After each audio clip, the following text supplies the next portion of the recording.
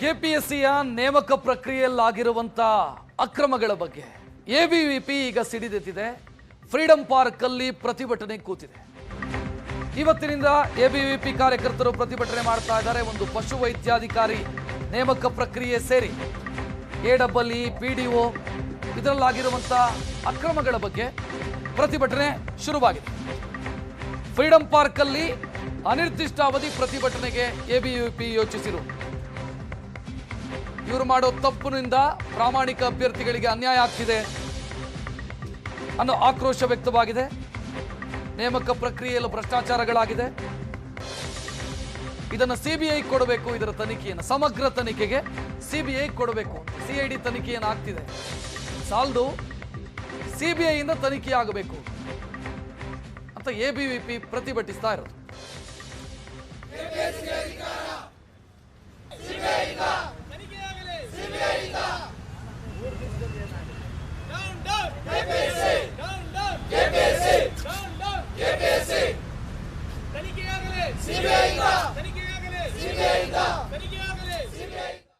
ಅಸಹಜ ಅಂಕಗಳನ್ನು ಗಳಿಸಿರೋರಿಗೆ ಕಾರಣದಿಂದ ನಾನು ಅದೇನು ಲಿಸ್ಟ್ ಇದೆ ಆ ಲಿಸ್ಟಿಂದ ಹೊರಗಡೆ ಬಂದಿದ್ದೀನಿ.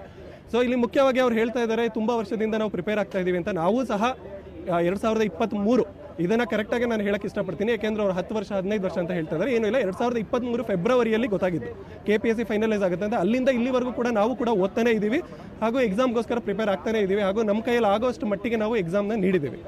ಮತ್ತು ಇನ್ನೊಂದು ವಿಷಯ ಹೇಳೋದಾದರೆ, ಇವರು ಹೇಳ್ತಾ ಇದ್ದಾರೆ ಇದನ್ನು ಇತ್ತೀಚೆಗೆ ಕಂಪ್ಲೇಂಟ್ ಕೊಟ್ಟಿದ್ದಂತೆ. ಇದೀಗಲ್ಲ, ಯಾಕೆಂದರೆ ಉದಾಹರಣೆಗಿದೆ, ಜನವರಿ 26ಕ್ಕೇನೆ ಈ ಥರ ಫೋನ್ ಕಾಲ್ ಬರ್ತಾ ಇದೆ ಅಂತ ಹೇಳಿಬಿಟ್ಟು ಅವ್ರ ಗ್ರೂಪ್ಗಳಲ್ಲೇ ಡಿಸ್ಕಷನ್ ಆಗಿರೋದು. ಅಂದರೆ ಯಾವುದಾದ್ರೂ ಮಾಹಿತಿ ಇದ್ದರೆ ನಮಗೆ ತಿಳಿಸಿ, ನಾವು ಅದರ ವಿರೋಧ ಹೋರಾಡ್ತೀವಿ ಅಂತ ಹೇಳ್ಬಿಟ್ಟು ಅವರೇ ಹೇಳಿದ್ದಾರೆ. ಈಗ ಏನು ಹೇಳ್ತಾ ಇದ್ದಾರೆ, ಆ ಥರ ಮಾಹಿತಿಗಳು ಬಂದೇ ಇಲ್ಲ, ಇದು ಪೂರ್ತಿಯಾಗಿ ಫೈನಲಿಸ್ಟ್ ಬರೋ ತನಕ ಕಾದು ನಮ್ಮ ಜೀವನದ ಜೊತೆ ಆಟ ಆಡೋಕ್ಕೋಸ್ಕರ ಮಾಡ್ತಾ ಇದ್ದಾರೆ ಅಂತ. ಅದು ತಪ್ಪು ಸರ್. ಅರೌಂಡ್ 1100 ಏನೋ ಎಕ್ಸಾಮ್ ಬರ್ತಿದ್ರು. ಇದರಲ್ಲಿ 621 ಮೆಂಬರ್ಸು ಎಲಿಜಿಬಿಲಿಟಿ ಲಿಸ್ಟಲ್ಲಿ ಇತ್ತು. ಅದಾದಮೇಲೆ May 26 ಪ್ರೊವಿಷನಲ್ ಲಿಸ್ಟ್ ರಿಲೀಸ್ ಆಗುತ್ತೆ. ಅದರಲ್ಲಿ 329 ಮೆಂಬರ್ಸ್ ಇದ್ರು. ಇದೇನು ಪ್ರೊವಿಷನಲ್ ಲಿಸ್ಟ್ ಬರುತ್ತೋ ಅವ್ರೇನು ಹೇಳ್ತಾ ಇದ್ದಾರೆ, ಫೈನಲ್ ಲಿಸ್ಟ್ ಬಂದಾದ್ಮೇಲೆ ನಾವು ಈ ಥರ ನಾಟಕಗಳು ಆಡ್ತಾ ಇದೀವಿ. ಇಲ್ಲ ಸರ್, ಅದು ಅವರಿಗೆ ಅರ್ಧಂಬರ್ಧ ಸ್ಟೋರಿ ಕೊಟ್ಟು ಆ ಸ್ಟೋರಿ ಇದ್ದು ಅದನ್ನೇ ಮೀಡಿಯಾದ ಮುಂದೆ ಹೇಳ್ತಾ ಇದ್ದಾರೆ. May 26 ಪ್ರೊವಿಷನಲ್ ಲಿಸ್ಟ್ ಬರುತ್ತೆ. May 29 ಬಂದು ನಾವು ಹೋಗಿ KPSC ಅವ್ರ ಹತ್ರ ಕಂಪ್ಲೇಂಟ್ ಕೊಡ್ತೀವಿ. ಇದಕ್ಕಿಂತ ಮುಂಚೆನೆ, ಪ್ರೊವಿಷನಲ್ ಲಿಸ್ಟ್ ಬರೋಕ್ಕಿಂತ ಮುಂಚೆನೆ ಈವನ್ ಇಮೇಲ್ ಮೂಲಕ ನಾವು KPSC ಅವರಿಗೂ ಕಳಿಸಿರ್ತೀವಿ. Even Threads. ಈಗ ನಾವು ಯಾಕೆ CBIಗೆ ಕೇಳಬೇಕು ಅಂತ ಇಷ್ಟೊಂದು ಆಗ್ರಹ ಮಾಡ್ತಾ ಇದ್ದೀವಿ ಅಂದರೆ, ನಿಮಗೆಲ್ಲ ಗೊತ್ತಿರೋ ಹಾಗೆ ವೆಟರ್ನರಿ ಒಂದು class A gazetted officer A ಹುದ್ದೆ ಆಗಿರೋದು.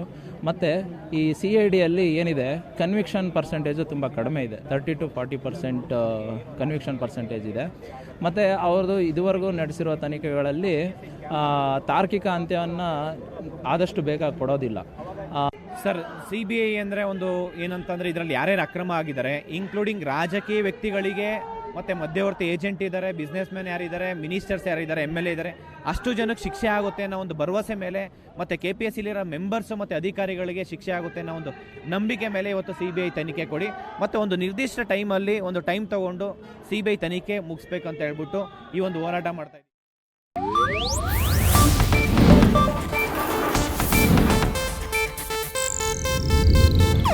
ಇದು ಏಷ್ಯಾನೆಟ್ ನ್ಯೂಸ್ ನೆಟ್ವರ್ಕ್ ಪ್ರಸ್ತುತಿ.